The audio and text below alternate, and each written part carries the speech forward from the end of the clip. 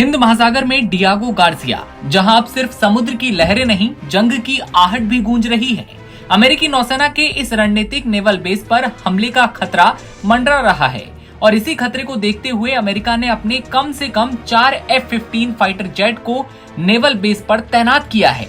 लेकिन कौन है वो जिसने अमेरिका को आंख दिखाने की कोशिश की? आखिर अब कौन है ट्रंप का निशाना? दरअसल ईरान और उसके सहयोगी गुटों जैसे हूतियों के खतरों को देखते हुए अमेरिका ने ये बड़ा फैसला लिया है। मीडिया रिपोर्ट्स के मुताबिक इस नेवल बेस पर अमेरिका की सेना ने B-52H बॉम्बर्स को तैनात कर रखा है। खाड़ी देशों में चल रहे तनाव के बीच हिंद महासागर में मौजूद अमेरिका का ये नेवल बेस रणनीतिक रूप से बेहद अहम हो गया है। इसी नेवल बेस से अमेरिका ने हूतियों पर भीषण हमले किए। अब अमेरिका के निशाने पर ईरान है, जिसके साथ परमाणु डील करने को लेकर बातचीत चल रही है।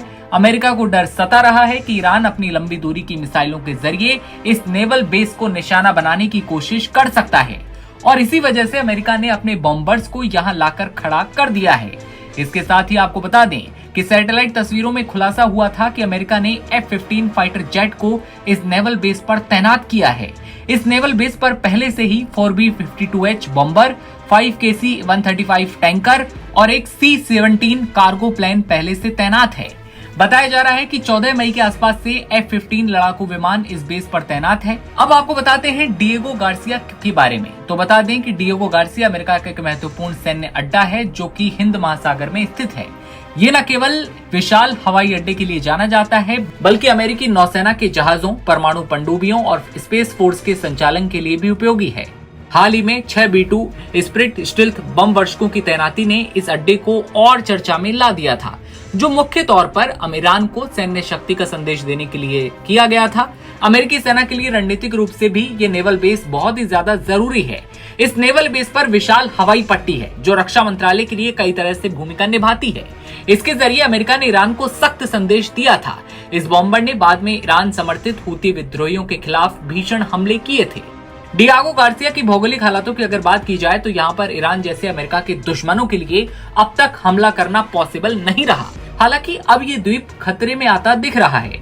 ईरान और उसके प्रॉक्सी संगठनों जैसे कि हूती विद्रोहियों के मिसाइल हमले का खतरा मंडराने लगा है।